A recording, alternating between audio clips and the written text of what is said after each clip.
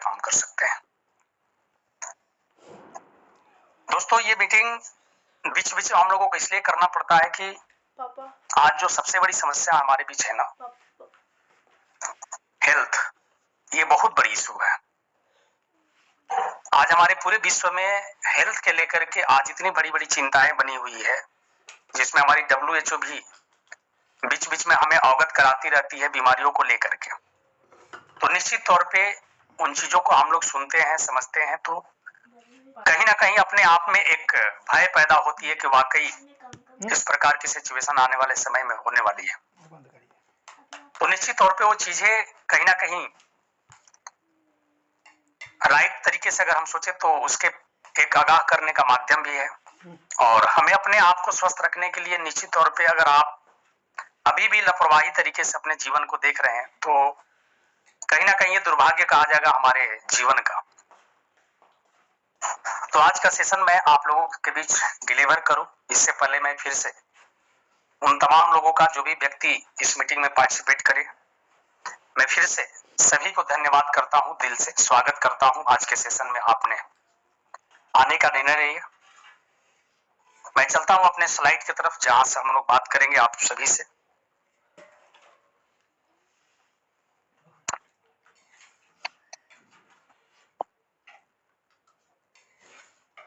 Recording in progress.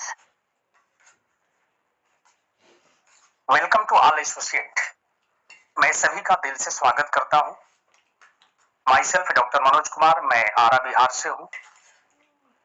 Health consultant के तौर पे मैं विगत लगभग 6 सालों से आयुर्वेद के माध्यम से अपने क्लिनिकल प्रैक्टिस के माध्यम से लोगों का ट्रीटमेंट भी दिया करता हूं और साथ ही साथ मैं वीकेंड का एक हिस्सा हूं आप लोगों के बीच। आज की जो ट्रेनिंग है हमारी एक ऐसी बीमारी के ऊपर जिस बीमारी के नाम सुनकर के लोगों के अंदर में दहशत फैल जाती है, जिस बीमारी का नाम है ब्लड शुगर। यानी आज हम लोग जानेंगे कि ब्लड शुगर होता क्या है, किस प्रकार की ये बीमारी है और इस बीमारी में हमारी जो संभावनाएं बनती है, हमारी जो इन्वायरमेंट बनती है, कहां तक सत्य है और कहां तक इसको हम लोग ठीक कर सकते हैं।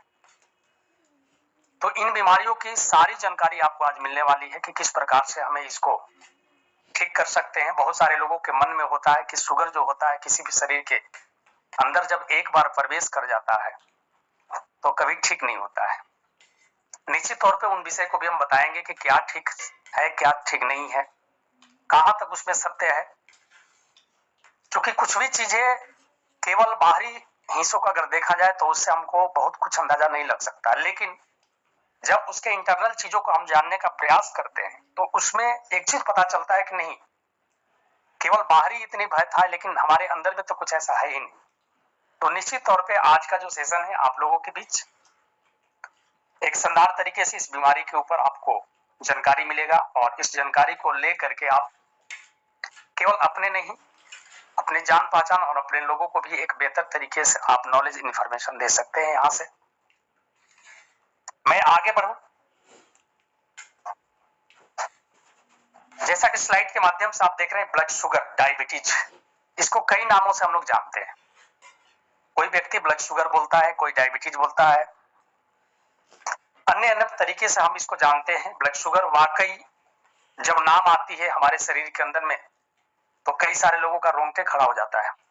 उसको ऐसा लगता है कि जीवन मेरा जो है ना अब तो खत्म हो गया। यानी कि ऐसा ये बीमारी है नहीं, जितनी बीमारी के बारे में हम सोचते हैं उतनी खतरनाक ये बीमारी है नहीं मेरे नजर से। और मैं निश्चित तौर पे बताना चाहूंगा कि जब आप इस मीटिंग को एंड करेंगे तो आप भी इससे मेंटली रूप से न्यूट्रल हो जाएंगे कि जितना हम सोच रहे थे उतनी बड़ी ये बीमारी तो है नहीं।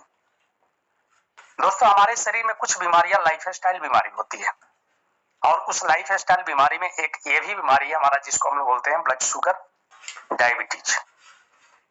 ये हमारी लाइफ स्टाइल तकलीफों के वजह से हमें ये बीमारी का रूप में हमारे शरीर के ऊपर लक्षण के तौर पे दिखना स्टार्ट हो जाता है।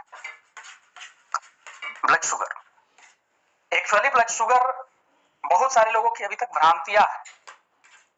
भ्रांतियां क्या है कि ये हमारे शरीर में एक बार इंटर कर जाता है तो कभी ये हमारे शरीर से जाता नहीं है। लेकिन ये कितना सत्य है मैं आगे की स्लाइड में आपसे बात करूंगा। लेकिन एक चीज जान लीजिए, चाहे वो बीमारी हो चाहे कोई भी वस्तु, हर चीज का एक अंत का समय होता है। इस धरती पर जो भी चीज आया है ना, वो एक दिन जाएगा।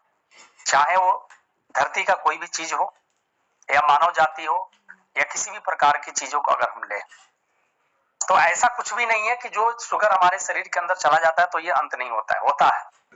लेकिन कुछ केसों में आपको मैं वही बताऊंगा कि किस केस में आपका वो शुगर ठीक नहीं होता है। लेकिन लोगों की धारणाएं ऐसा होती है कि नहीं, एक बार आ जाने के बाद वो दोबारा हमारे शरीर से नहीं जाता है। आगे हम बढ़ेंगे, उसके ऊपर बात करेंगे क्या है हकीकत। मैं चलता हूं अभी करंट सिचुएशन के ऊपर में, current time report in India, यानी कि हमारा अभी जो करंट रिपोर्ट है हमारे इंडिया के हालात अगर देखा जाए तो इंडिया में हमारी शुगर की, डायबिटीज की क्या हालात बनी हुई है। इस स्लाइड के माध्यम से आप देखेंगे तो आपको यहाँ पर पता चलेगा कि हमारा जो इंडिया है, हमारा जो भारत है, हालांकि ये विश्वव्यापी अभी ये बीमारी है, इंडिया हमारा इसमें है, लेकिन ये विश्वव्यापी बीमारी है। और इस बीमारी में हमारी इंडिया का जो स्कोर है अभी बहुत स्पीडी तरीके से बढ़ रही है। आप इस स्लाइड पर देख रहे हैं कि 2019 का रिपोर्ट है, जिसमें आपको 2019 में, थोड़ा सा मैं जूम करता हूं आप सभी को भी दिख जाए, 2019 की सर्वे जब हुआ था तो उस समय हमारी इंडिया के अंदर में 20 साल से लेकर के 79 साल के उम्र के व्यक्ति का जो एवरेज मतलब हमारी ब्लड शुगर था वो लगभग 70 मिलियन था, 70 मिलियन के आसपास था ये। लेकिन अभी 2023 का, रिसेंटली 2023 का जो सर्वे आया तो उस सर्वे के मुताबिक यहाँ पर ये 70 से बढ़कर के 101 पर चला गया। यानी कि 101 मिलियन पीपल आज हमारे पूरे भारत के अंदर में कहीं ना कहीं डायबिटीज के तकलीफों को अपने शरीर के अंदर में झेल रहे हैं। ये आंकड़ा WHO समझिए, आपको गवर्नमेंट के थ्रू बीच बीच में आप लोगों को इसकी जानकारियां भी मिलती रहती है। ये आंकड़ा 100% कहीं ना कहीं हम सभी को आगाह करती है कि आने वाले समय में अगर इसी हिसाब से हमारी ये रहन सहन खान पान, इसमें बहुत सारी कारण हमने बात करेंगे आगे, अगर चलती रहा तो धीरे धीरे करके ये इतनी विकराल रूप में बढ़ जाएगी कि आने वाले समय में, अभी WHO का भी सर्वे आया था कि आने वाले समय में भारत जो है ना इस बीमारी का हब बनने वाली है। यानी कि ये क्यों कहा जाता है, इसके कहने के पीछे का कारण यही है कि जिस हिसाब से ये तकलीफें ग्रो कर रही है इंडिया के अंदर में, आने वाले समय में ये जरूर इस प्रकार की आंकड़ा को टच करेगा। थोड़ी सी मैं और आगे बढ़ूंगा इस प्रकार के स्लाइड के माध्यम से, आप समझेंगे यहां से डायबिटीज इंडिया में अभी डायबिटीज का स्थिति क्या है। 2019 में जब ये आंकड़ा आप देखेंगे तो यहाँ पर 2019 में लगभग 77 मिलियन पीपल जो है ना वो डायबिटीज के पेशेंट हुआ करते थे 2019 में। लेकिन इसी प्रकार से अगर आंकड़ा को देखा जाए तो आने वाले समय में, यानी कि 2030 तक ये जिस रेशियो से बढ़ रही है, इसी रेशियो से अगर बढ़ने का प्रयास करे तो ये 100 मिलियन ये पार कर जाएगा। लेकिन इससे भी आगे अगर मैं बात करूं तो आने वाले 2045, यानी कि आज से लगभग 20 साल के बाद, अभी 2025 हमारी आने वाली है, यानी कि आज से 20 साल बाद 2045 में क्या होगा कि ये बीमारी हमारा सीधा 134.23 मिलियन, यानी कि आप समझ सकते हैं कितनी बड़ी आंकड़ा, यानी कि इस प्रकार की ये इंक्रीज करने वाली है। तब रहा कि इस आंकड़े के ऊपर हम लोगों को अपने आप को भी ध्यान रखना पड़ेगा और अपने हेल्थ के प्रति हमें अपने आप को खुद को सजग रहना पड़ेगा। अगर हम आज इसके बारे में नहीं सोचेंगे तो निश्चित तौर पे इन आंकड़ों के अंदर में हमारा भी नंबर आ सकता है। ये उतनी भयभीत वाली बीमारियां नहीं है, लेकिन इसमें एक चीज हमें ध्यान रखना पड़ेगा कि अगर हमारे शरीर के अंदर भी इस प्रकार की तकलीफें आ जाती है तो ये साइकोलॉजिकल इफेक्ट हमें इतना बड़ा करता है कि हमारे शरीर के और भी अंग को कहीं ना कहीं डैमेज करने का कारण बन जाता है। यानी कि साइकोलॉजिकल इफेक्ट आपके शरीर के ऊपर बहुत बड़ा होता है। निश्चित तौर पे ये हमारी आंकड़ा ये बता रही है कि हम लोग जिस परिवेश के अंदर में अभी आपने को जी रहे हैं, ये आने वाले समय में और भी विकराल रूप में बढ़ेगा। आगे नेक्स्ट बढ़ते हैं, इसमें हम थोड़ा सा और जानकारी आप लोगों को देने का प्रयास करेंगे। ये आंकड़ा जो है हमारा वर्ल्ड वाइज आंकड़ा है, यानी कि पूरे विश्व में हम अभी कहाँ हैं। पूरे विश्व के स्तर पर अगर मैं देखूं तो चाइना हमारा अभी नंबर 1 है। चाइना में हमारी डायबिटीज का जो रेशियो है वो भी सबसे ज्यादा है, लेकिन हम भी कम नहीं है। हमारा इंडिया जो है सेकंड स्थान पे है। ये 2019 का रिपोर्ट है, लेकिन कहने का मतलब मेरा ये है कि 2019 में जब इस प्रकार की रिपोर्ट है, अगर इसी हिसाब से अगर ये चले तो कब ये नंबर 1 पर हमारी इंडिया आ जाएगा, इसका भी कोई कहना बड़ी मुश्किल है। तो हमें इन चीजों से अपने आप को थोड़ा सा अवगत करना है। अभी हम पूरे विश्व में सेकंड स्थान पर डायबिटीज के मायने में है, तो इस आंकड़े को कहीं ना कहीं हम लोगों को अपने स्तर पे देखना है। अब आगे हम देखेंगे इसके अंदर में और क्या चीज है। ये जो शुगर की बीमारियां है, हमें किन किन लक्षणों के साथ में हमको दिखती है, यानी कि इसकी सिम्टम क्या है, हमारे शरीर में सिम्टम इसकी क्या लक्षण आएगा, यानी कि कैसे पता चलेगा कि हम शुगर के पेशेंट बन चुके हैं या बनने वाले हैं। ये लक्षण कुछ दिया हुआ है इसमें। अगर आपको बार बार यूरिन की टेंडेंसी बन रही है, जल्दी जल्दी बाथरूम लग रही है, आपको थोड़ी सी सजग हो जाना है। अगर आपको ज्यादा भूख लग रही है, आपको थोड़ी सी सावधानी बरतना है अपने आप को, थोड़ी सी अपने आप को सेहत के प्रति। अगर ज्यादा भूख लग रही है तो अगर आपकी आंखों की रोशनी अचानक से धुंधला हो रही है, ये लक्षण है हमारा शुगर का। अगर आपके हाथों के अंदर में, पैरों के अंदर में झुनझुनी, जिसको आप लोग बोल सकते हैं ना, झिनझुनी हम लोग बोलते हैं, हाथ पैरों के अंदर में झिनझुनी होना, यानी कि उसमें एक प्रकार से उसको हम लोग कंपन भी बोल सकते हैं, एक प्रकार से निष्क्रिय बोल सकते हैं, जो भी आप समझे अपने शब्द में। अगर हो रही है तो आप समझिए कि कुछ लक्षण है इस प्रकार की। अगर आपको जल्दी जल्दी प्यास लग रही है, आप समझ जाइए कि आपका लक्षण है शुगर वाले। कहीं पर भी शरीर के अंदर में आपका कट गया, लेकिन वो जल्दी सूख नहीं रहा है, जल्दी यानी कि भर नहीं रहा है, जख्म अगर कोई हो गया और जल्दी भर नहीं रहा है, तो कहीं ना कहीं वो लक्षण है आपका शुगर का। यानी कि इस प्रकार के लक्षण अगर आपके शरीर पर दिख रही है तो आप समझ जाइए अपने आप को, आप सिस्टमेटिक तरीके से अपने लाइफ को कहीं ना कहीं कॉन्शियस होना जरूरी है। ये लक्षण आपको दिखाता है कि आप आने वाले समय में, अभी शुगर है या नहीं है, लेकिन आने वाले समय में आप शुगर के प्रति अपने आप को लेके जाएंगे। तो ये लक्षण बहुत जरूरी है हम लोगों को अपने आप को बचाने के लिए, समझने के लिए। एक्चुअली ये लक्षण जब आता है शरीर के अंदर में, लेकिन हम उसके प्रति अभी उतनी तरीके अपने आप को अवगत नहीं कर पाते हैं, यानी कि उसके प्रति हम सजग नहीं रह पाते हैं।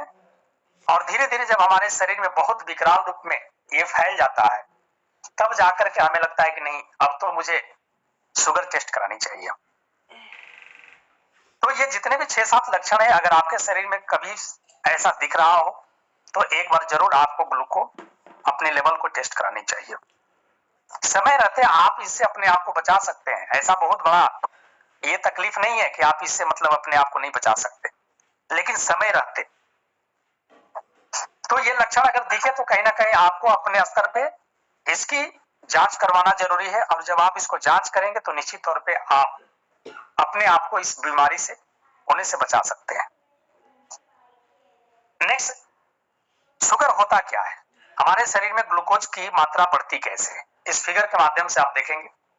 ये हमारा मानव शरीर है, मानव शरीर के अंदर में कुछ अंग है जिसके कहीं ना कहीं डिस्टरबेंस होने की वजह से हमारे शरीर के अंदर में ग्लूकोज की मात्रा बढ़ जाती है, जिसमें मुख्य रोल हमारा यहाँ पर लीवर, स्प्लीन जिसको हम लोग बोल सकते हैं, stomach, large intestine, small intestine, साथ ही साथ हमारी गॉल ब्लैडर, और इसके बाद हमारा गॉल ब्लैडर के साथ साथ में डेवडोनम, और साथ ही साथ हमारी पैंक्रियाज। यानी कि ये मुख्य अंग है जिससे हमारा इस बीमारी का रिलेट होता है, यानी कि इस बीमारी का होने का जो मुख्य अंग का जो कारण होता है, ये सारी अंग होता है। कहीं ना कहीं इन अंगों में डिस्टरबेंस के वजह से हमें ये लक्षण जो है शुगर वाले लक्षण दिखना स्टार्ट हो जाता है। लेकिन अब इसमें समझने वाली जो चीज है मुख्य तौर पे वो ये है कि हमारा शुगर का अनबैलेंस होना, हमारे शरीर में ग्लूकोज की मात्रा बढ़ना या हमारे शरीर में ग्लूकोज की मात्रा कम होना, इसके लिए मुख्य कौन सा अंग है? तो मुख्य अंग है आपका पैंक्रियाज। ये छोटी सी अंग, थोड़ा सा मैं जूम करके दिखा रहा हूं, ये छोटी सी अंग, सॉरी,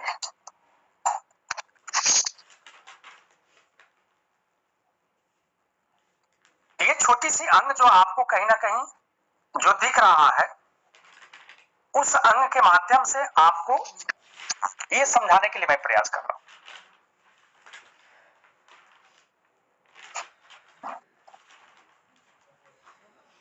जहां पर ये पैंक्रियाज लिखा हुआ है, पैंक्रियाज एक छोटी सी अंग जो हमारे शरीर के अंदर में होता है और इसका हिंदी नाम होता है अग्न्याशय ग्रंथि, जहां से हमें इंसुलिन की स्राव होती है हमारे शरीर के लिए। अब इसका मुख्य रोल हमारा क्या है? हमारे शरीर के अंदर में जब हम खाना को खाते हैं तो खाना खाने के साथ ही, अब देखिए इसमें ऑटोमेटिक सिस्टम लगा हुआ है, मतलब आप इन चीजों को अगर समझे तो हमारे शरीर में कितनी, मतलब ये महत्वपूर्ण अंग है, कितनी महत्वपूर्ण अंग है कि इसको जैसे ही हमारे शरीर के अंदर में भोजन जाता है स्टमक के अंदर में, और जैसे ही वहां से गल करके, यानी कि भोजन हमारा थोड़ा सा मतलब पच करके जैसे ही नीचे हमारे छोटी आंत में जाने वाली होती है, तो ये दो चीजों को खबर चला जाता है, दो हमारे शरीर के अंदर में जो अंग है उसको ये खबर चल जाता है कि अब भोजन आने वाली है। समझिए कि कितनी भगवान ने हमको कितनी बढ़िया सिस्टमेटिक तरीके से ये अंग को बना करके दिए हैं, विदाउट किसी को बताए उस दो अंग को इंफॉर्मेशन चला जाता है ऑटोमेटिक।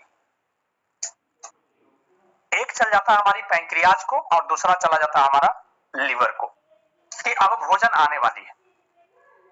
यानी कि जैसे ही आप भोजन किए, थोड़ी समय गलने के बाद वो भोजन जैसे ही हमारी छोटी आंत में जाने वाली होती है, ये दो अंगों का खबर चला जाता है।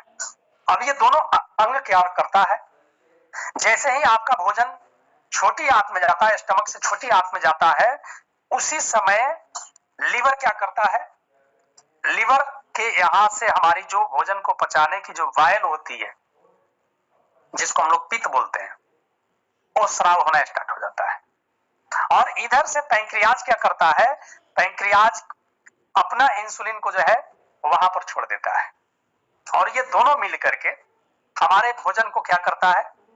पचाने के साथ साथ में इसमें जो भी हमारी विटामिन, मिनरल्स, कार्बोहाइड्रेट, जो भी आप समझिए, उन चीजों को हमारे शरीर के और अंगों के माध्यम से पूरे शरीर में आपको एनर्जी लेवल को प्रोड्यूस करने के लिए ये काम करता है। आप समझिए कि कितनी महत्वपूर्ण चीज है ये। ऑटोमेटिकली इसका व्यवस्था बनाया गया हमारे शरीर के अंदर में, जैसे ही भोजन आएगा इन दोनों चीजों को खबर मिल जाएगा और यहां से ये दोनों अंग अपना काम करना शुरू कर देता है। तो इन अंगों का हमारे शरीर के अंदर में कितनी महत्वपूर्ण चीजें है, अगर इन चीजों को हम समझे थोड़ा सा, तो बहुत महत्वपूर्ण चीज है ये। यानी कि इससे हमें जो हमारा इंसुलिन जाता है उससे हमारी शरीर के अंदर में एनर्जी बनती है, उसी से हमारा एनर्जी बनती है। लेकिन जब ये सही मात्रा में हमारे शरीर के अंदर में जो भोजन होता है, उस भोजन के अंदर में सही मात्रा में नहीं मिलने की वजह से हमारी इंसुलिन की जो मात्रा होती है ना, वो क्या होती है? वो इंक्रीज कर जाती है। यानी कि सही मात्रा में हमें नहीं मिलने की वजह से हमें वहां पर इंक्रीजमेंट का कारण बन जाता है। इसको थोड़ा सा और हम बेहतर समझते हैं आगे। ये दिख रही है, ये हमारी अग्न्याशय है, जो पीले कलर का है ना बड़े सा, ये हमारी अग्न्याशय है, जिसको हम लोग पैंक्रियाज बोलते हैं। इसी से हमारा शुगर का जो इंसुलिन स्राव होने का जो प्रक्रिया है, इसी से होता है। अब इस अंग के ऊपर में जो आप ग्रीन कलर का देख रहे हैं, ये ग्रीन कलर का क्या है? क्या ग्रीन कलर का जो नलकी दिख रही है आपको, ये नलकी में एक जो आपका थैला दिख रहा है, वो थैला क्या है? वो थैला है हमारा पित्त का, जिसको गॉल ब्लैडर बोलते हैं, जिसके अंदर में पत्थर हो जाता है, पथरी हो जाता है। ये हमारा पित्ताशय है, पित्त की थैली है। और इसके ऊपर जो आपको दिख रहा है ना, वो नल के ऊपर, ये हमारा लीवर से इसका कनेक्ट होता है। अब इन साइंस को समझना है, हमारे शरीर के अंदर में कितनी बेहतर साइंस डाला हुआ है ये भगवान के द्वारा। अब ये समझिए कि ये जो हमारा पित्त की थैली है, इसका क्या काम है? पित्त की थैली का काम हमारा है, जो हमारी लिवर द्वारा जो भी हमारी पित्त स्राव होती है, वो लिवर द्वारा पित्त स्रावित जो पित्त होता है, वो आकर के इसमें स्टोर होता है। और स्टोर होने के बाद जब ये हमारे शरीर के अंदर में भोजन आता है, तो वहां से इसकी मात्रा जो है हमारे उस भोजन में मिल करके और भोजन को पचाने का काम करता है। लेकिन ज्यादातर लोगों को आप देखते होंगे कि गॉल ब्लाडर के अंदर पथरी होने की वजह से, अब इसमें होता क्या है, यहाँ पर डॉक्टर लोग क्या करता है, जो सर्जन करता है क्या करता है, जब इस प्रकार की सिस्टमेटिक तरीके से पता चलता है किसी भी व्यक्ति को कि उसके गॉल ब्लाडर में पत्थर हो गया, पथरी हो गया, तो सर्जन द्वारा क्या किया जाता है कि इस पूरे थैले को, जो इसका मेन छोर है ना, यहां से इसको बांध करके और इसको काट करके शरीर से बाहर निकाल दिया जाता है। आप समझिए कि कितने काम का चीज है। अब इसकी कहानी क्या होती है कि जिन व्यक्ति का ये जो पित्त का थैली है, अगर किसी कारण से अगर उस पित्त की थैली में थोड़ा सा कवाहट आ जाता है, थोड़ा सा सुखावट आ जाता है, तो उसमें क्या होता है कि वो पत्थर का रूप ले लेता है। उसमें पत्थर कुछ ऐसा होता नहीं है, पत्थर कहीं से जाने के उसमें माध्यम नहीं होता है, लेकिन वही पित्त जो है कहीं ना कहीं सुखापन होने की वजह से एक कड़े रूप ले लेता है, जिसके वजह से कहा जाता है कि नहीं, ये हमारा पित्त का थैली का पत्थर हो गया, जिसको हम लोग बोलते हैं गॉल ब्लैडर। अब इसकी महत्वपूर्ण भूमिका क्या है कि जब लिवर द्वारा हमारा बाइल जो होता है ना, जो हमारे भोजन को पचाने के लिए, जब वहां से बूंद बूंद जो है स्राव होता है, तो इसमें आकर के स्टोर होता है। क्योंकि समझना है, यहाँ पर थोड़ी सी साइंस समझना ये जरूरी है कि हम तो दिन भर भोजन करते नहीं है, लेकिन हमारे लीवर के माध्यम से दिन भर बूंद बूंद करके आपका जो स्राव है, आपका जो बायल है, वो कहीं ना कहीं टपकता है। तो जब वो टपकता है तो इसमें आकर के वो स्टोर होता है, जो हमारी ये पित्त की जो थैली है। और जब हम भोजन करते हैं, और जैसे ही भोजन करने के बाद ये इंफॉर्मेशन जाता है हमारे अग्नाशय ग्रंथि को, तो इसमें से हमारा लिवर द्वारा जो दिया हुआ बाइल होता है वो, और इधर अग्नाशय ग्रंथि से हमारी इंसुलिन, दोनों चीज स्राव होता है, और वही हमारे छोटी आंत में मिल करके हमारे भोजन को डाइजेस्ट करता है, और वहां से जो मेन प्रक्रिया उसको करने के लिए वो आगे बढ़ा देता है। ये हमें समझना है। अब इसमें हमारी अग्नाशय ग्रंथि जो होता है, इसका मेन रोल क्या है, यहां से हमारी शुगर की मतलब जो तकलीफें होती है वो किस प्रकार से होती है, थोड़ा सा हम लोग उसके ऊपर जानेंगे। अब ये होता क्या है कि जब इसमें किसी भी प्रकार का इन्फ्लेमेशन यानी कि सूजन, या कभी कभी ऐसा होता है कि हमारा जो सेल होता है, हमारा ऑटो इम्यून जो सेल होता है ना, वो हमारे सेल को ही डैमेज करना स्टार्ट करता है, जिसको हम लोग बोलते हैं ऑटो इम्यून डिजीज। यानी कि शुगर के दो प्रकार होते हैं, थोड़ा सा मैं आगे बढ़ूंगा। यहां पर देखिए शुगर के प्रकार के ऊपर बात किया गया कि यहां पर डायबिटीज टाइप 1 और डायबिटीज टाइप 2 तब होता है जब शरीर ग्लूकोज को ठीक से स्टोर और उपयोग नहीं कर पाता है, जो मैंने अभी पीछे बताया, जो ऊर्जा के लिए आवश्यक है। यानी कि हमारा जो अग्नाशय ग्रंथि से जो ग्लूकोज निकलता है वो हमारा एनर्जी का एक मुख्य कारण है।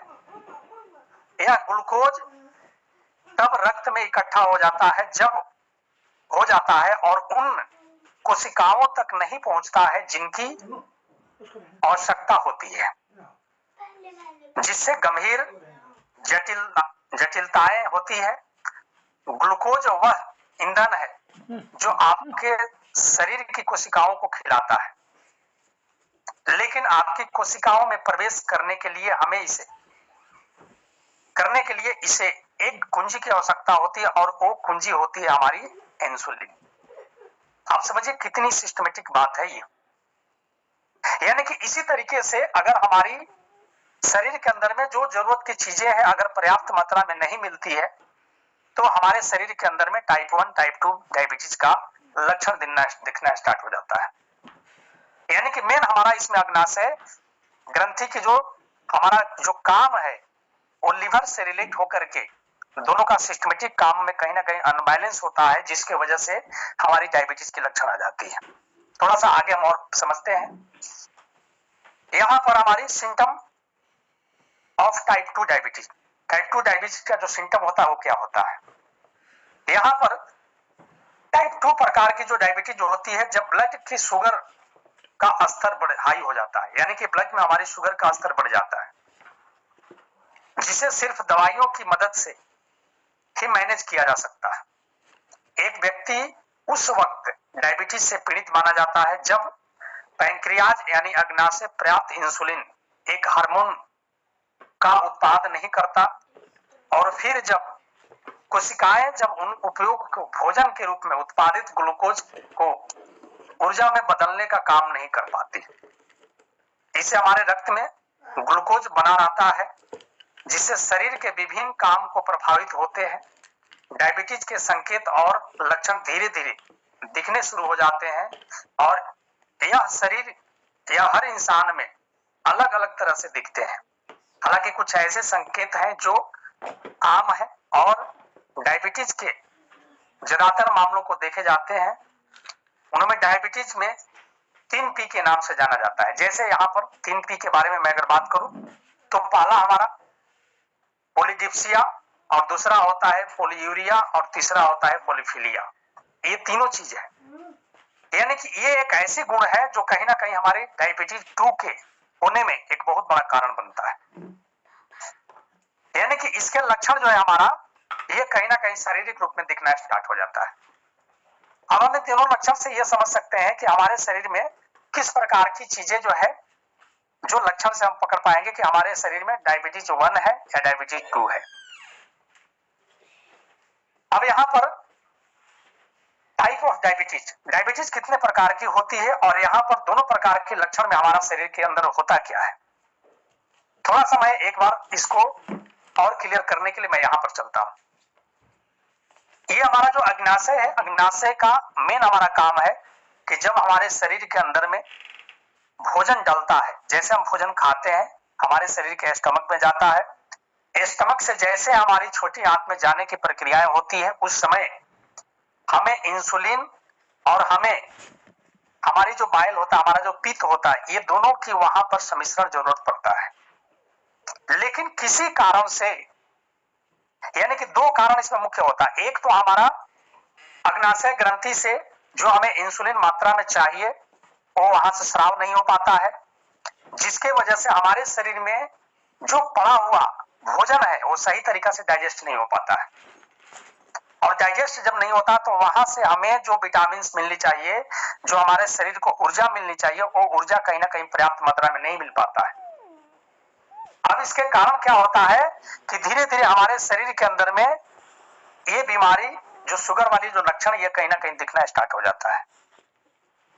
तो ये मुख्य कारण है हमारा उस क्रम में जब हमारे भोजन को डाइजेस्ट होने के समय में ये दोनों चीज की मात्रा को वहां पर सिमिलरिटी होनी चाहिए। अगर सिमिलरिटी नहीं हो पाती तो वहां से धीरे धीरे करके हमें इस बीमारी का लक्षण दिखना स्टार्ट हो जाता है। इसको और क्लियर मैं करूंगा आगे की स्लाइड में। अब यहाँ पर हम आते हैं टाइप ऑफ डायबिटीज। यहाँ पर नॉर्मल, जो पहला हमारा स्लाइड है नॉर्मल, यानी कि एक हेल्दी व्यक्ति के साथ में क्या होता है। जब हेल्दी व्यक्ति होता है, जब कोई भोजन खाता है तो खाने के बाद वो स्टमक में जाता है, स्टमक के जाने के बाद वहां पर इंफॉर्मेशन जाता है, हमारा अग्नाशय ग्रंथि को भी जाता है और हमारे लीवर को भी जाता है। लेकिन यहाँ पर स्वस्थ व्यक्ति को प्रॉपर इंफॉर्मेशन जाने के साथ में वहां पर जो हमारी अग्नाशय ग्रंथि का जो काम है इंसुलिन को भेजना, वो भेज देता है, और साथ ही साथ हमारे लीवर से जो बाइल निकलता है वो भी हमारे भोजन में मिल जाता है। अब ये दोनों चीज सिस्टमेटिक मिलने की वजह से जो हमारे शरीर को ऊर्जा चाहिए, जो हमारे शरीर को एनर्जी लेवल चाहिए, वो पर्याप्त मात्रा में मिल जाता है, जिसके वजह से वो व्यक्ति की पूरी सिस्टमेटिक ये तरीका से काम हो जाता है। लेकिन ये स्वस्थ व्यक्ति की मैं बात किया अभी। लेकिन जब टाइप 1 होता है, टाइप 1 में होता क्या है, टाइप 1 बीमारी के लक्षण क्या होता है। तो टाइप 1 बीमारी जब होता है किसी भी व्यक्ति को, तो उसमें जब वो भोजन को लेता है, भोजन को लेने के बाद जब उसको इंसुलिन की जरूरत पड़ती है वहां पर, तो यहां पर इंसुलिन नहीं के बराबर बनता है, यानी कि बिल्कुल नहीं बनता है। और उसी इंसुलिन को पूरा करने के लिए हमें ऊपर से दवाओं के माध्यम से इंसुलिन को लेना पड़ता है, और उसी को हम लोग मानते हैं कि हम अपनी ट्रीटमेंट दवा के माध्यम से कर रहे हैं। यानी कि जो काम हमारा अग्नाशय ग्रंथि को करना चाहिए, उस काम को हम कहां से कर रहे हैं? बाहरी तरीके से कर रहे हैं, यानी कि हम उसको दवा के माध्यम से कर रहे हैं। तो टाइप 1 डायबिटीज में सबसे बड़ी लक्षण यही आता है कि जो हमारा अग्नाशय ग्रंथि है वो बिल्कुल निष्क्रिय हो जाता है, यानी कि वो काम करना बिल्कुल बंद कर देता है, यानी कि इंसुलिन की स्राव वहां से बिल्कुल नहीं हो पाता है। जब बिल्कुल नहीं हो पाएगा तो जो हमारे शरीर के अंदर में जो भोजन जाता है वो कहीं ना कहीं वो एनर्जी में तब्दील नहीं हो पाता है, और शुगर से ही हमारे शरीर को एनर्जी मिलती है। तो जब शुगर हमारे शरीर में जाएगा ही नहीं, हमारे भोजन के माध्यम से हमारे शरीर को नहीं जाएगा, तो हमारे मसल्स के अंदर में, शरीर के अंदर में एनर्जी लेवल नहीं बन पाएगा। ये मेन कारण है हमारा टाइप 1 का। यानी कि टाइप 1 में हमारा शुगर का बिल्कुल ही बनना डैमेज हो जाता है, जिसके वजह से हमारे शरीर के अंदर में जो मसल्स होता है जिसमें हमारी एनर्जी लेवल प्रोड्यूस नहीं हो पाता है। अब टाइप 2 में क्या होता है? टाइप 2 में जब हम एक नेचुरल शरीर के अंदर भोजन को डालते हैं, तो भोजन को डालने के बाद जब हमारी आमाशय में थोड़ी पचने के बाद जब वो हमारी छोटी आंत में जाता है, तो यहाँ पर इंसुलिन कम बनता है। एक तो हो गया हमारे टाइप 1 में कि बिल्कुल नहीं बनना, और दूसरा हो गया हमारे टाइप 2 में वहां पर बनता है, लेकिन जितनी मात्रा में चाहिए उतनी मात्रा में हमारा नहीं बन पाता है।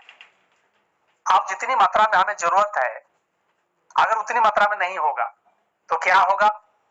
हमारे शरीर के अंदर में उसकी मात्रा कम मिलेगा। तो कम मिलेगा तो हमारी ये शुगर का स्तर यहाँ पर क्या होगा? वो बढ़ जाएगा। यानी हमें ये चीजों को समझना बहुत जरूरी है कि ये दोनों लक्षण जो है थोड़ी सी डिफरेंट होती है। एक हमारी टाइप 1 में क्या होती है कि बिल्कुल हमारा अग्नाशय ग्रंथि से शुगर का, इंसुलिन का स्राव जो होना चाहिए वो बिल्कुल नहीं होता है। लेकिन टाइप 2 में क्या होता है कि होता है, लेकिन जितनी जरूरत है उतनी नहीं हो पाता है। तो थोड़ी सी लाइलाज हमारी हो जाती है टाइप 1 बीमारी। टाइप 1 जो शुगर होता है ना, थोड़ी सी लाइलाज हो जाता है। उसके ऊपर हम बात करेंगे कि कैसे उसको भी हम लोग कवर कर सकते हैं या नहीं कर सकते हैं। अब यहां से हम लोगों को दो चीजों को समझना है, जिसको आगे हम समझते हैं। यहां पर एक नॉर्मल ब्लड ग्लूकोज, यानी कि ये हमारी क्या है? ये हमारी सेल, जो हमारी रक्त धमनी जिसको हम लोग बोल सकते हैं, जिसमें हमारी ब्लड की सर्कुलेशन होती है। अब यहाँ पर दो फिगर हम देख रहे हैं, एक हमारा नॉर्मल ब्लड ग्लूकोज और दूसरा हमारा high blood glucose. Normal blood glucose में आपको देखने को मिलेगा कि जो इसमें उजला उजला दिखाई दे रहा है, आप सभी को दिखाई दे रहा होगा।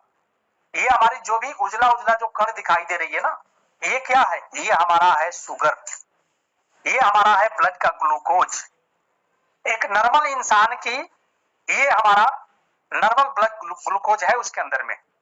लेकिन जब ये हमारी ग्लूकोज स्राव में किसी भी प्रकार का डिस्टरबेंस हो जाती है, चाहे टाइप 1 के माध्यम से हो या टाइप 2 के माध्यम से हो, तो ये दोनों स्थिति में हमारा यहाँ पर ग्लूकोज की मात्रा जो है वो कहीं ना कहीं शरीर के अंदर में बढ़ जाता है।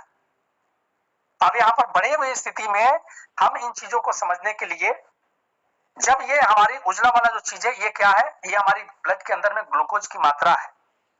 ये हम कहां से पूरा करते हैं?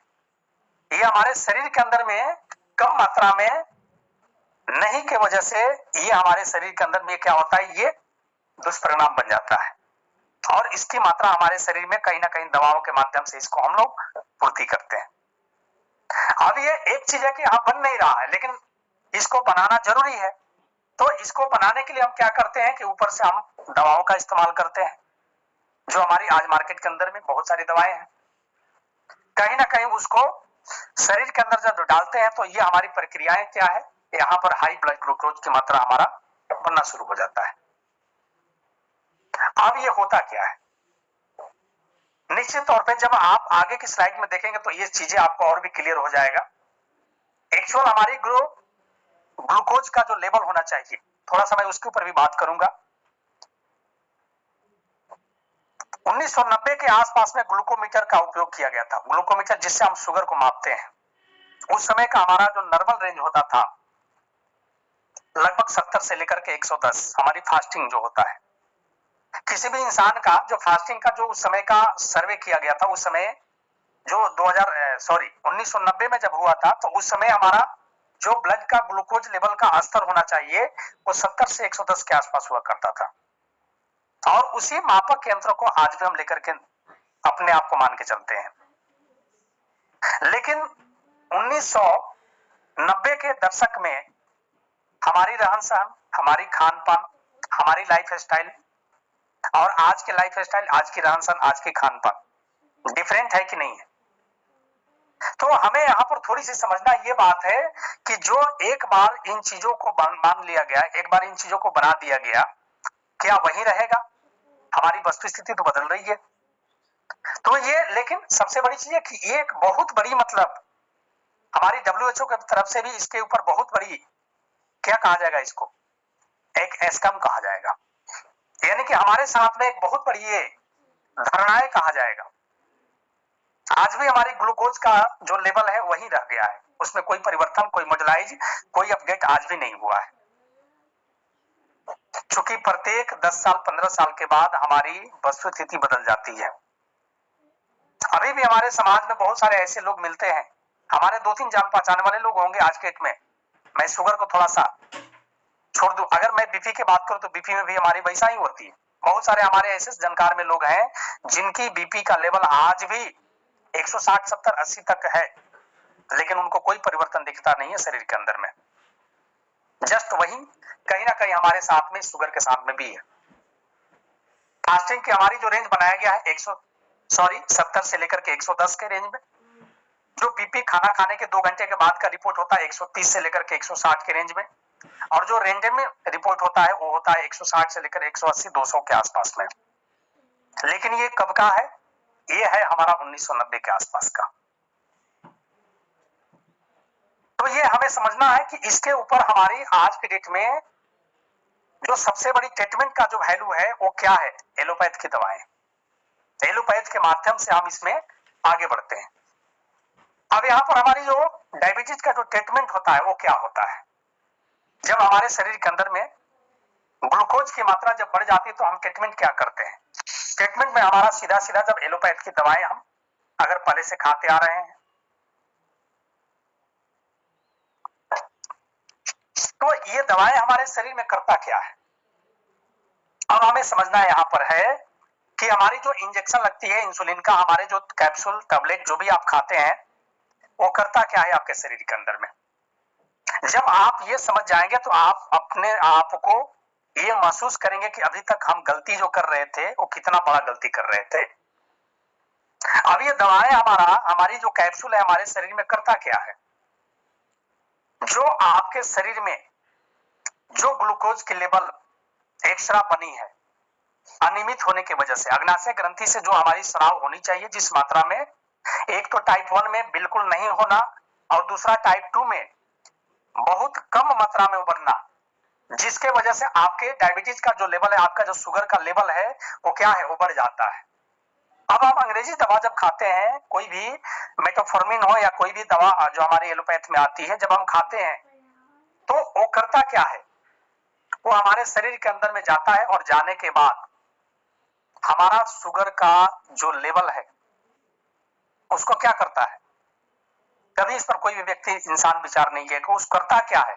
हमारी जो दवाएं है वो करता क्या है? उसको आपके ही शरीर के अंदर में कहीं ना कहीं उस ग्लूकोज के लेवल को, जो बढ़ी हुई मात्रा है ना, उसको ठिकाने लगाने का काम करता है। उसको ठिकाने लगाने का काम करता है ये मेटफॉर्मिन, ये कैप्सूल, ये इंजेक्शन, जो भी आप समझे इसको। यानी कि हमारी अंग्रेजी की जो दवाएं हमारे शरीर के अंदर में जब ग्लूकोज लेवल को कम करने के लिए खाते हैं तो निश्चित तौर पे वो जा करके हमारे ग्लूकोज को, जो बढ़े हुए ग्लूकोज है उसको क्या करता है? वो ठिकाना लगाता है। कभी आपके हाथ की तरफ डालेगा, कभी आपके ज्वाइंट की तरफ डालेगा, कभी आपके स्किन की तरफ डालेगा, कभी आपके माइंड की तरफ डाल देगा, कभी आपके आंखों की रोशनी की तरफ डाल देगा। यानी कि जिससे हमारा और भी अंग जो होता है वो कहीं ना कहीं डैमेज होने का कारण बनता है। जितनी बीमारी आज हमारे शुगर की बीमारी से नहीं है, उससे कई गुना बड़ी बीमारी हमारा इन दवाओं से होता है, लोगों का तकलीफ। जितनी बीमारी आज हम शुगर के वजह से तकलीफ में नहीं है, उससे कई हजार गुना आज इन दवाओं और इंजेक्शन के माध्यम से लोग बीमार पड़ता है। और इसका जीता जागता उदाहरण कोई भी डॉक्टर आपको नहीं बताएगा। हम जब शुगर के लेवल को कहीं भी जाते हैं मापवाने के लिए, तो शुगर का लेवल मापने वाला जो यंत्र है वो कब का है? 1990 का, 1980 का, जिस समय हमारे इंडिया में बहुत बड़ा शुगर का नामो निशान नहीं था। लेकिन उसी समय का सर्वे को लेकर के आज भी लोगों को किसी का 70 से 80 अगर शुगर हो गया फास्टिंग, उसके दिमाग में डाल दिया जाता है कि अब तो तुमको शुगर हो गया, अब जीवन भर दवाई खाओ। यानी कि ये सबसे बड़ा चीज हम लोगों को समझना है कि जो आज के डेट में शुगर का जो लेवल है, वो शुगर का एक्चुअल जो लेवल है, किसी भी शरीर के अंदर में एक आम इंसान को शुगर का जो फास्टिंग का जो लेवल होना चाहिए, कम से कम 100 से 110 तक भी अगर है तो आप शुगर के लेवल में नहीं है, आप बिल्कुल सुरक्षित हैं। लेकिन ये इतनी बड़ी स्कैम है आज के डेट में। आप लेबोरेटरी में जाइए किसी भी व्यक्ति के पास में, जैसे ही 60 से ऊपर आएगा आपको समझा देगा कि नहीं आपको तो शुगर हो गया। आज एलोपैथी दवाओं के जितने भी प्रोफेशनल लोग हैं, आज इसको कभी आंकड़ा नहीं लिए होंगे, आज केवल और केवल एक शुगर की दवाएं की मार्केट हमारे पूरे इंडिया में करोड़ों नहीं अरबों की मार्केटिंग है। केवल एक बीमारी की मैं बात कर रहा हूं, केवल एक शुगर वाली बीमारी की आज अरबों का टर्नओवर है महीने का। एक बहुत बड़ी स्कैम है, बहुत बड़ी स्कैम। इसको एक आम व्यक्ति नहीं समझ पाता है कि मेरे साथ हो क्या रहा है। एक आम व्यक्ति के पास जब लेबोरेटरी में जाता है, उसका जैसे ही शुगर थोड़ा सा मतलब जंप करता है, उसको डरवा दिया जाता है कि जल्दी जाओ फिजिशियन के दिखाओ। और वहां पर व्यक्ति भागे भागे जाता है। वहां पर वो व्यक्ति जो आज एलोपैथ की दवाएं जितने लोग खा खा करके बर्बाद अपने शरीर को नहीं किए, उससे कम हमारी बर्बादी हमारे शुगर के लेवल से होती है। ये समझना बहुत जरूरी है। और ये दवाएं हमारे शरीर के अंदर में गया, लेकिन इसका काम क्या है? एक्चुअल इसका काम क्या है? हमारे शरीर के अंदर में ग्लूकोज की मात्रा जो बढ़ा हुआ है, उसको ये सीधा सीधा ठिकाना लगाता है। ये कभी नहीं काम करता है कि हमारे अग्नाशय ग्रंथि से जो हमारी शुगर का लेवल होनी चाहिए, जितनी मात्रा में हमारी शराब आनी चाहिए, उसको ये ठीक करे। इसका कोई सिद्धांत नहीं होता है। और एलोपैथ का तो सिद्धांत ही यही होता है, किसी भी लक्षण का वो लक्षणिक ट्रीटमेंट होता है। केवल लक्षणिक ट्रीटमेंट के लिए हमारा एलोपैथ मेडिसिन को बनाया गया है। किसी को माथा दर्द है तो माथा दर्द का दवा, किसी को बदन दर्द है तो बदन दर्द का दवा।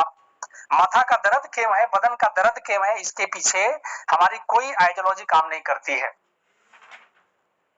शुगर बढ़ा हुआ है, लीजिए ये कैप्सूल खाइए, ये टैबलेट खाइए, मेटफॉर्मिन खाइए। दोस्तों, ये आपके शरीर में जाकर के करता क्या है, कभी सोचे? और नहीं भी कभी आपको ये डॉक्टर बताएगा, कभी नहीं बताएगा ये चीजें कि आपके शरीर में ये जाकर के करता क्या है। लेकिन जब आपको सही सच्चाई पता चलेगा तो आप समझ पाएंगे इन चीजों को कि हम तो जितना ज्यादा डैमेज हमारा शुगर के तकलीफ से नहीं, उससे ज्यादा तो हम अपने डैमेज दवाओं की वजह से हमारी शरीर हो रही है। ये है हमारा बड़ा स्कैम, ये हमें बर्बादी का कारण, ये हमारी अंग्रेजी दवाएं। लेकिन इसको ओपन वे में कोई भी व्यक्ति आपको आज तक सलाह नहीं दिया होगा कि एक्चुअल आपका दवा करता क्या है, आपके शरीर में जाकर के करता क्या है। ये दवाएं खाने से हमारे इंसुलिन की स्राव को बढ़िया करने के लिए खाना चाहिए, लेकिन हमारा ये कर क्या रहा है? हमारा जो बढ़े हुआ ग्लूकोज है, उस ग्लूकोज को क्या करे, ये ठिकाना लगा रहा है।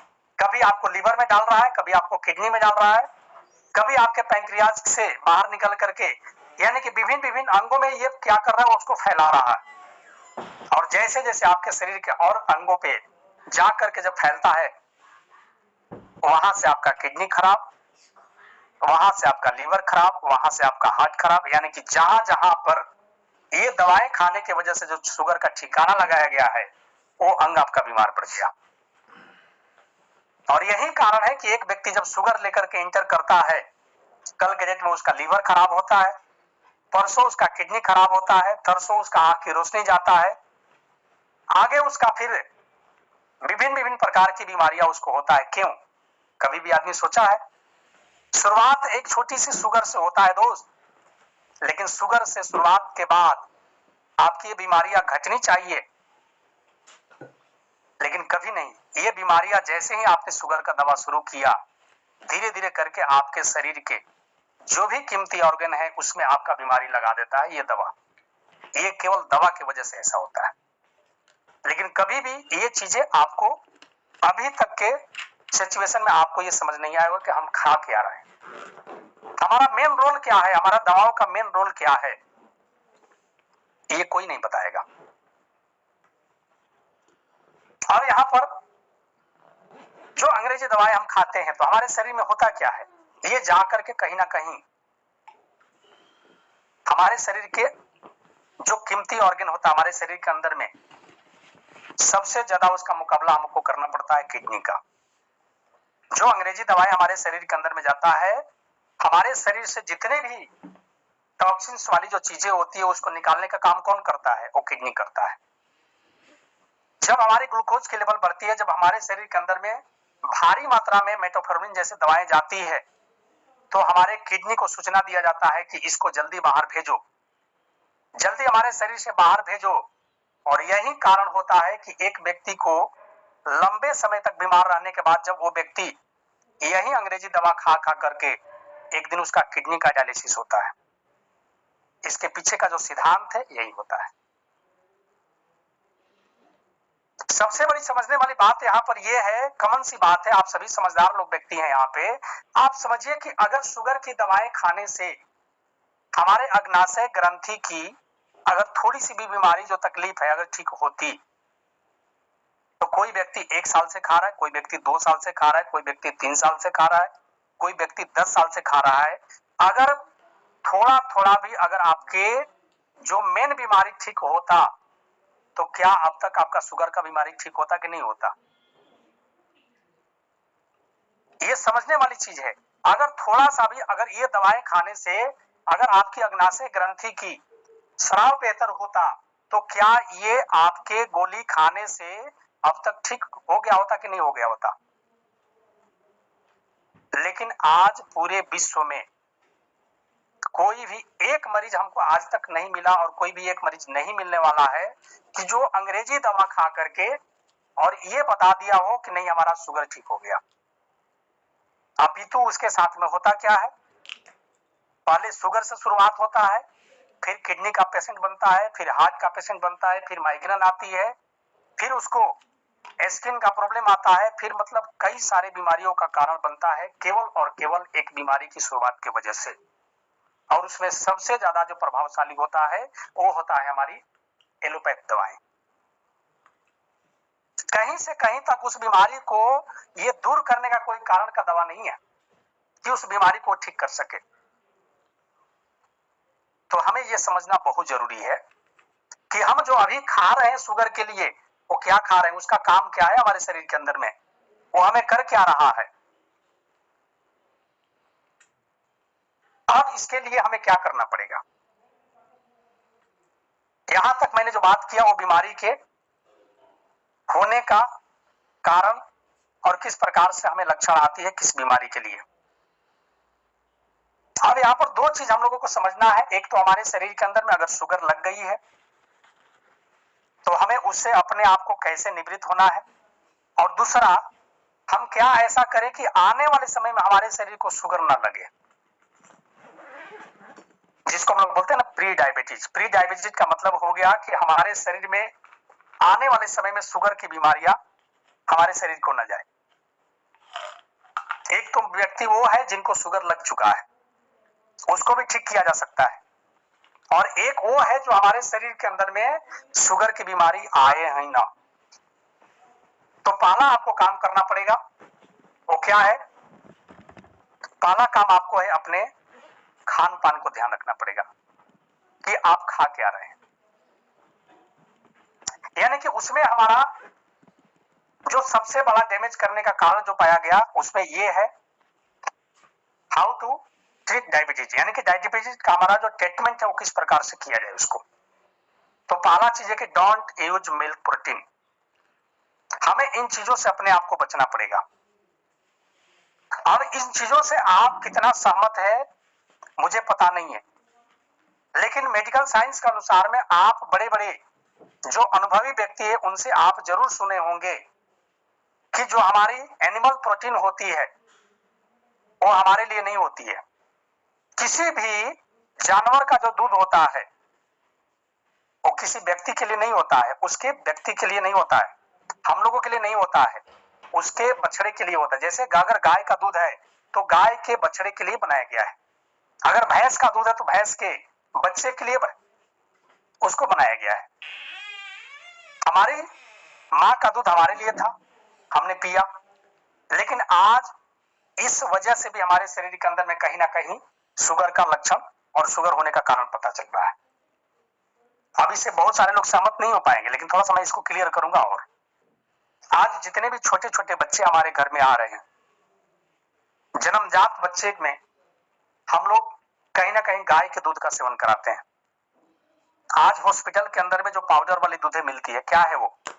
कहीं ना कहीं वो गाय का दूध का पाउडर ही होता है, जो एक छोटे से शिशु की अवस्था में भी जब उसको दिया जाता है तो इसका एक लक्षण होता है, इसके अंदर में जो बीटा मतलब पाया जाता है ना, वो बीटा जो हमारे कोशिकाओं के अंदर में, जब हमारे शरीर के अंदर में जाता है तो हमारी ही कोशिका को ये क्या करता है, हमारे शरीर के जो कोशिका है, ये हमारा जो दूध का बीटा जो कोशिका होता है, ये आपस में लड़ता है और लड़ने की वजह से आपस में हमारी जो सेल होती है वो क्या होती है, डैमेज होती है, जिसके वजह से हमें यहाँ पर इस प्रकार की दिक्कत आती है।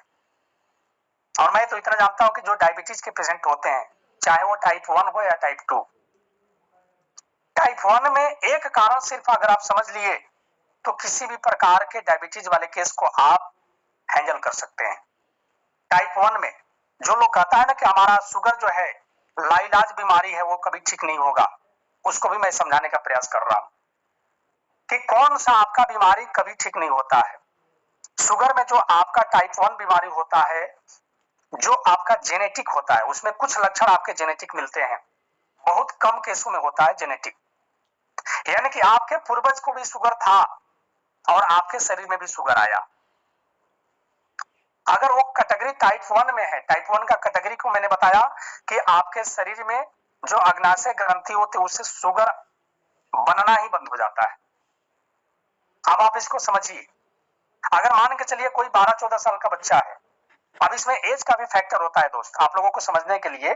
कभी भी आपका जो 6-8 साल, 10 साल, 12 साल, 15 साल तक का जो अगर किसी भी एज में अगर किसी को शुगर हुआ है तो ज्यादातर उसमें टाइप 1 शुगर की लक्षण दिखती है इस एज में, यानी कि 20 से पहले पहले तक का जो शुगर वाले उम्र में अगर किसी व्यक्ति का शुगर है तो आप टाइप 1 शुगर में उसकी कैटेगरी आती है। और टाइप 2 का जो शुगर होता है वो 20 से लेकर के ऊपर तक का होता है वो। अब इसमें दो चीज आपको फर्क समझना है कि जो टाइप 1 शुगर होती है उसमें होता क्या है, ऐसा लाइलाज होने का कारण क्या है। टाइप 1 जो शुगर होता है उसमें लाइलाज होने का एक ही कारण होता है कि मान के चलिए आपके घर में या आपके घर परिवार के अंदर में कोई भी व्यक्ति या आपके पड़ोस में, आपके रिलेशन में, आपके जान पहचान में कोई व्यक्ति जिसको शुगर है, जिसका उम्र 10 साल है अभी प्रेजेंट में, लेकिन वो शुगर की दवाएं या शुगर का जो ट्रीटमेंट करा रहा है वो कब से करा रहा है, 6 साल से करा रहा है। अब उसकी स्थिति को थोड़ा सा आपको जानना पड़ेगा। अगर कोई आपसे इससे बात कर रहा है कि एक बच्चा है जिनको शुगर है 10 साल से, जिसका उम्र मान लीजिए 15 साल है, तो निश्चित तौर पे उसका शुगर का जो स्टार्टिंग एज हुआ लगभग 6 साल का हुआ।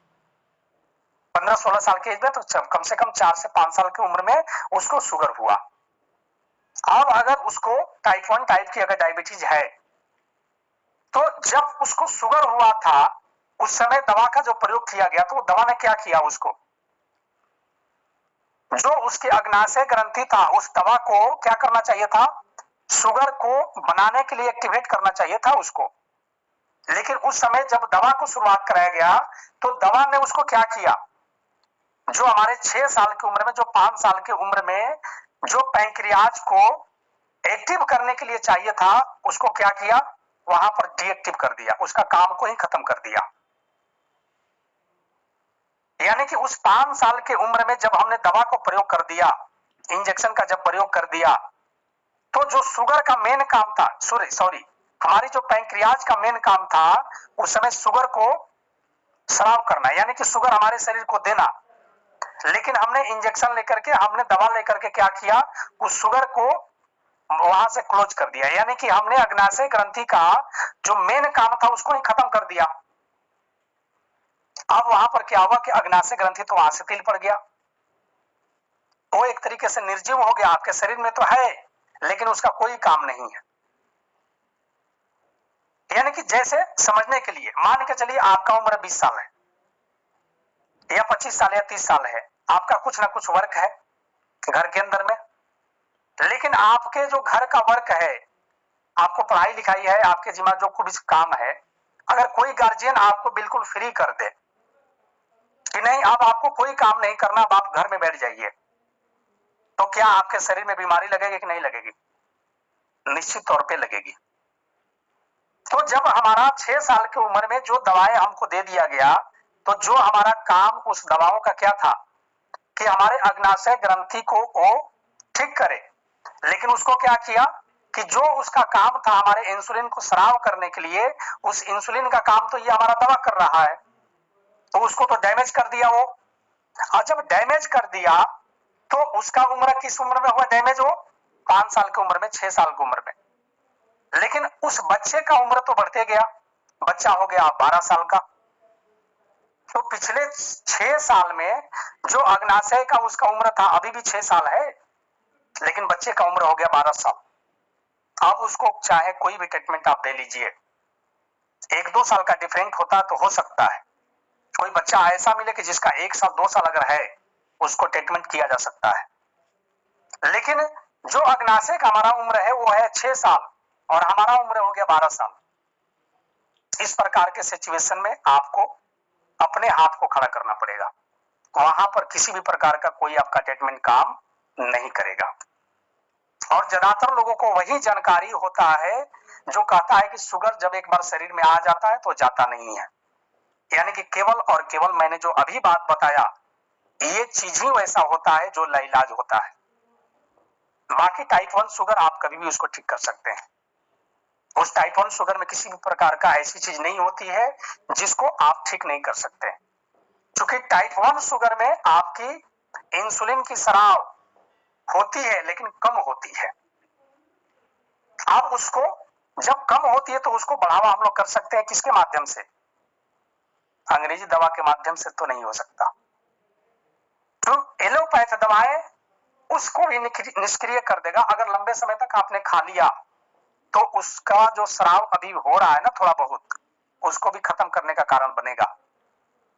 लेकिन उसको अगर ट्रीटमेंट में मैं बात करूं तो हमारे पास में कुछ नेचुरल हर्ब्स है जिसके माध्यम से आप उस शुगर को यानी कि टाइप 2 डायबिटीज को आप ठीक कर सकते हैं। तो ये बात है, दो बातों को मैंने क्लियर फाइल बताया कि किस प्रकार की चीजों को हमको नहीं ठीक किया जा सकता और किस प्रकार की चीजों को हमको ठीक किया जा सकता है। अब यहां पर कुछ डाइट है जो कि हमको अपने शुगर वाले लेवल को बेहतर करने के लिए, यानी कि हमारी जो अग्नाशय ग्रंथि का जो मेन काम है उसको एक्टिवेट करने के लिए आपको ये लेना पड़ेगा।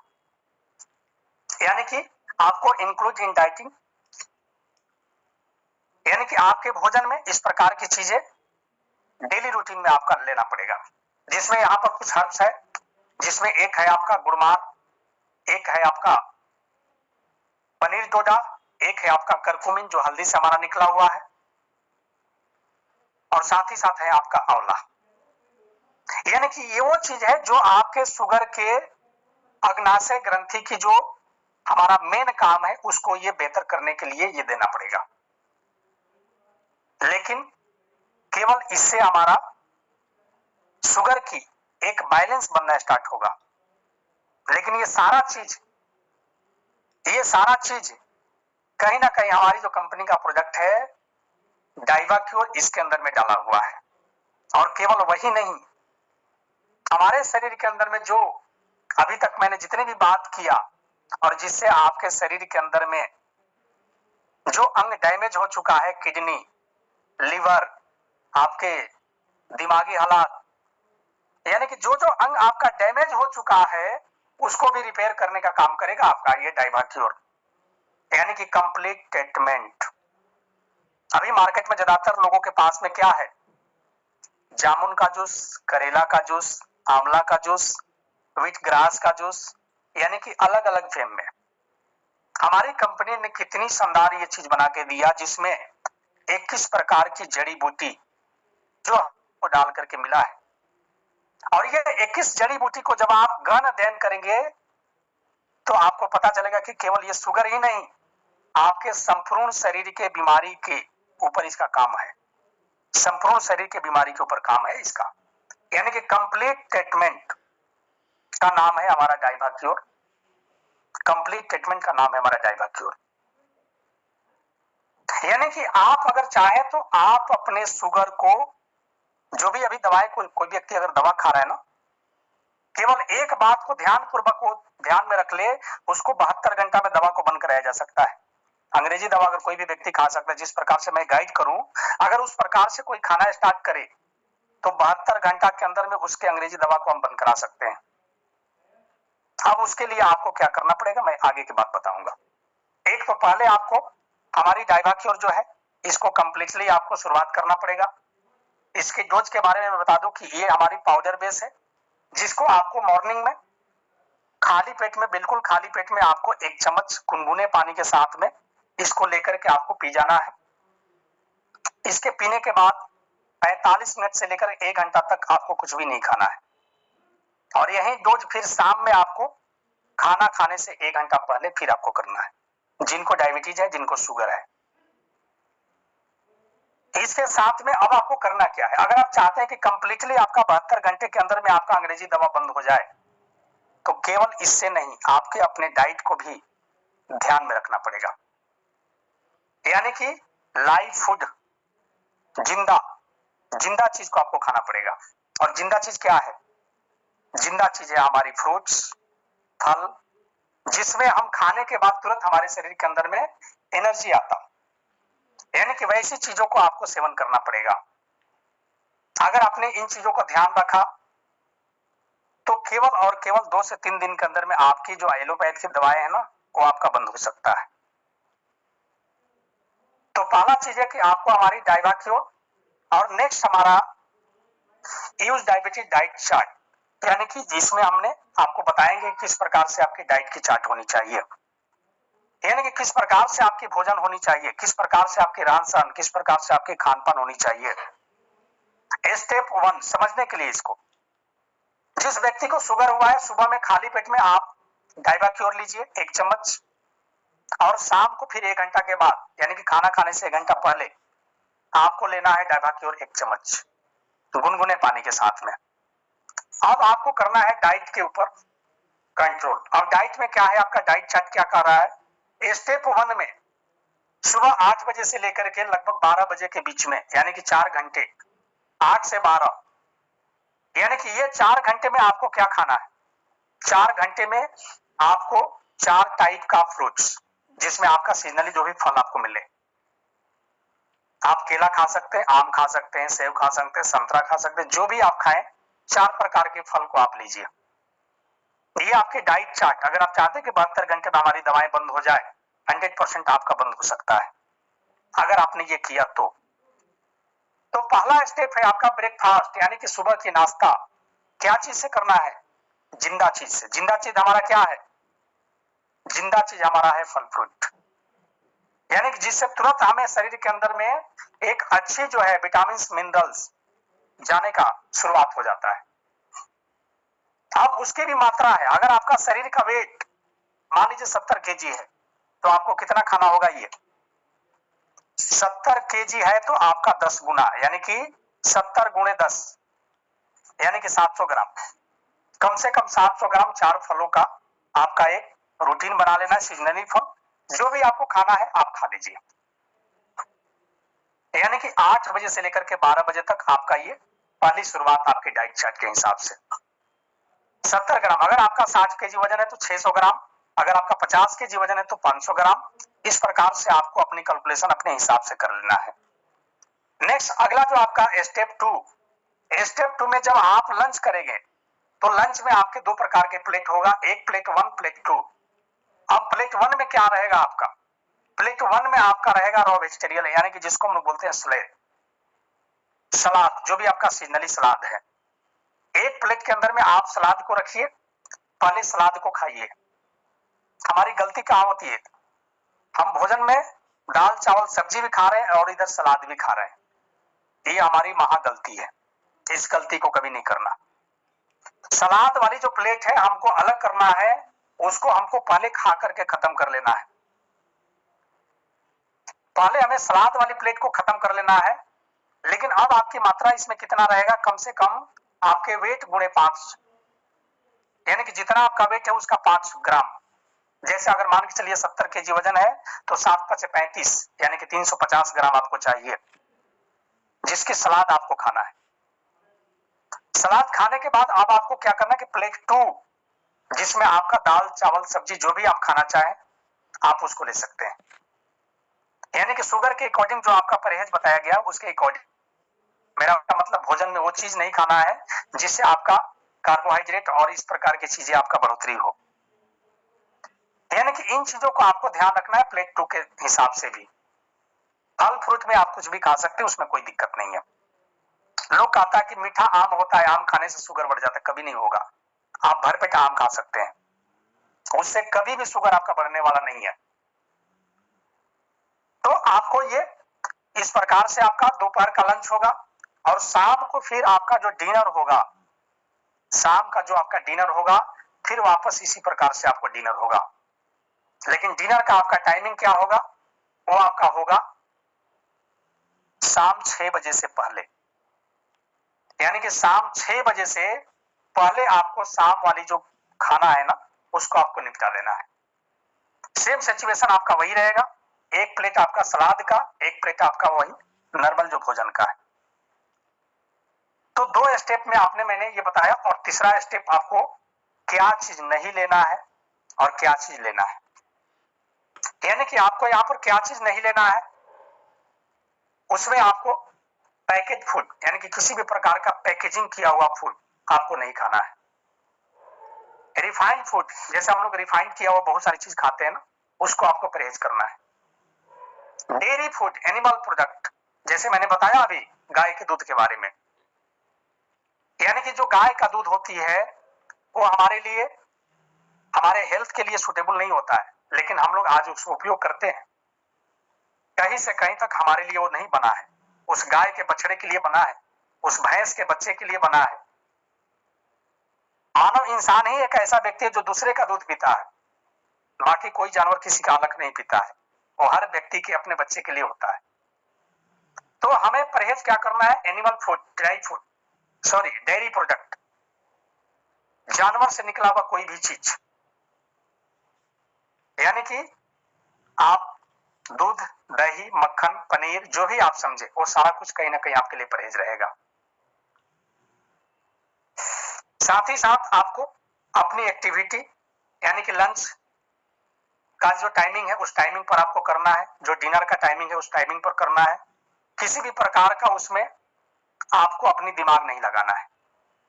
यानी कि जो आपका रूटीन बताएगा, अगर उस रूटीन से अगर अपने आप को बिल्कुल ही परफेक्टली किया तो 100% आप अपने आप को ठीक हो जाएंगे। साथ ही साथ आपको 3 स्टेप में एक चीज और बताया गया कि यहाँ पर आपको क्या चीज लेना है, तो उसके लिए भी यहाँ पर दिया गया है, आप उसको ले सकते हैं। कोकोनट आप खा सकते हैं, साथ ही साथ आप फ्रूट्स में जो भी आइटम है वो आप खा सकते हैं। यानी कि आपके लिए जो लाइव चीज है, लाइव चीज का मतलब जिसमें आपका ज्यादा से ज्यादा आपके रॉ मटेरियल आपके शरीर के अंदर में जाए, यानी कि ज्यादा से ज्यादा आपके शरीर के अंदर में फल फ्रूट्स जूसेज वगैरह ये सब चीजें अगर शरीर के अंदर में ज्यादा जाएगा, निश्चित तौर पे आपका शरीर बेहतर काम करेगा। तो ये चीजें हैं, ये आपको अपनाना है। एक तो हमारी डाइवा क्योर जैसे मैंने बताया, दूसरा आप अपनी डाइट को कंट्रोल करिए, और अगर इससे भी नहीं हुआ तो लास्ट में मैंने एक अभी के डेट में मेड बाय मी, मैंने खुद इसका निर्माण किया हूं, शुगर को मैजिकल वाइल। यानी कि इसका प्रयोग मैंने लगभग आज से 1.5-2 महीना पहले कम से कम 10-12 पेशेंट पर मैंने करके देख लिया। ये प्रूवन हो चुका है। ये शुगर को मैजिक वायल, जिसके मैं निर्माण खुद किया हूं, इसके अंदर में क्या डाला हूं मैं कुछ आप लोगों को नहीं बताने वाला हूं, लेकिन इसके मैजिक जो आप देखेंगे, किसी भी व्यक्ति का शुगर लेवल चाहे जो हो, आपको उसको रिसेंटली शुगर लेवल को कम करने का कारण बनेगा। बस इसका उपयोग करने का मैं तरीका आप लोगों को बता दूंगा। ये उपयोग करने का मात्र और मात्र तरीका इसके आपके हाथ के तलवे में लेकर के आप 10 बूंद आप इसको मसाज कर सकते हैं, ऐसे रगड़ सकते हैं, और साथ ही साथ आपके पैर के जो तलवे हैं आप उसको लेकर के मात्र 10 से 12 मिनट तक अगर आपने उसको थोड़ा सा एब्जॉर्ब करने तक अगर आपने केवल लगाने का प्रयास किया, शुगर का जो लेवल आपका मान के चले उदाहरण के लिए 300 है, केवल 10 मिनट के बाद आपने फिर रिपोर्ट करके देख लीजिए आपका 250 हो सकता है। यानी कि अभी तक जो मैजिकल रिपोर्ट मुझे मिल रही है इस ऑयल का, जो कम से कम आपका 40, 50, 60 यूनिट आपका कम मिल रहा है। यानी कि ये मैजिक ऑयल है, इसका रिजल्ट इस प्रकार की है। यानी कि रिसेंटली आपको कोई भी पेशेंट अगर आपके पास में है, आपको आते ही उसका शुगर का जो ग्लूकोमीटर है आप देख लीजिए उससे, और ये मैजिक ऑयल केवल हाथ के तलवे और पैर के तलवे में आप 10 मिनट तक उसको मसाज करें, 10 मिनट के बाद उसको रिपोर्ट करिए, निश्चित तौर पे आपका 40-50 यूनिट कम मिलेगा। यानी कि मैजिक रिपोर्ट। अगर आप इसको लगातार भी सेवन करना चाहें तो हर दिन आप सेवन कर सकते हैं। इसका काफी बढ़िया आपका रिजल्ट मिल रही है, और रिजल्ट मिलने का कारण एक ही है कि ये डायरेक्टली आपके नर्वस सिस्टम के माध्यम से आपके शरीर के अंदर में इसका रिजल्ट मिलता है, और जब आप रिपोर्ट करते हैं तो केवल और केवल 10 से 15 मिनट के अंदर में ही आपका रिपोर्ट आपका घट जाता है। तो ये ऑयल अपने आप में एक प्रूफ ऑयल हो चुका है, और आज मैंने इसको गर्व के साथ आप लोगों को इसलिए बता रहा हूं कि किसी भी इंसान को जब तक से प्रैक्टिकल हम नहीं करते तब तक विश्वास नहीं होता है। मैंने इसको कई सारे पेशेंट पर देख लिया जिसका रिजल्ट अभी मेरे पास मिल चुका है, इसलिए मैंने लगा कि नहीं इसके बारे में थोड़ी सी आप लोगों को बता दूं। तो इसकी जो भी रिक्वायरमेंट होगा, ये कॉन्टेक्ट नंबर जिस पे आप कॉन्टेक्ट कर से मेरे द्वारा इस पे बात कर सकते हैं, मैं आपको इसके अवेलेबल करा दूंगा। तो थैंक यू, बहुत बहुत धन्यवाद। आज आप सभी ने समय दिया, और आज के सेशन में मैंने जो चीज भी आप लोगों को बताने का प्रयास किया, मैं उम्मीद करता हूं कि आज का सेशन आप लोगों को अच्छा लगा होगा। अगर अच्छा लगा होगा तो आप इसको अपने तक नहीं अपने लोगों तक पहुंचाइए, और इसका बेनिफिट आप स्वयं खुद उठाइए, और अपने स्वास्थ्य के साथ साथ में अपने समाज का, अपने घर का, अपने परिवार का, अपने रिलेशन का, सभी को स्वस्थ रखिए। इसी के साथ में आज का सेशन हम लोग यहीं पर क्लोज करेंगे। बहुत बहुत धन्यवाद। आज के सेशन में आप सभी ने अपना कीमती वक्त दिए, इसके लिए मेरे तरफ से दिल से शुक्रिया, धन्यवाद। Good weekend.